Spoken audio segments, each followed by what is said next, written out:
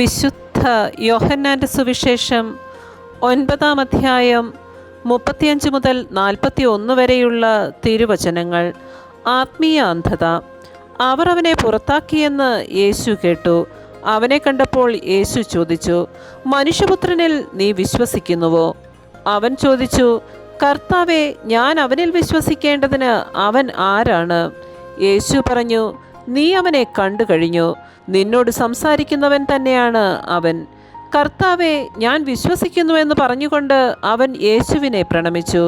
യേശു പറഞ്ഞു, കാഴ്ചയില്ലാത്തവർ കാണുകയും കാഴ്ചയുള്ളവർ അന്ധരായി തീരുകയും ചെയ്യേണ്ടതിന് ന്യായവിധിക്കായിട്ടാണ് ഞാൻ ഈ ലോകത്തിലേക്ക് വന്നത്.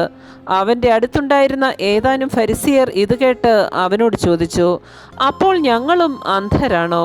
യേശു അവരോട് പറഞ്ഞു, അന്ധരായിരുന്നെങ്കിൽ നിങ്ങൾക്ക് പാപം ഉണ്ടാകുമായിരുന്നില്ല. എന്നാൽ ഞങ്ങൾ കാണുന്നുവെന്ന് നിങ്ങൾ പറയുന്നു, അതുകൊണ്ട് നിങ്ങളിൽ പാപം നിലനിൽക്കുന്നു. നമ്മുടെ കർത്താവായ മിശിഹായ്ക്ക് സ്തുതി.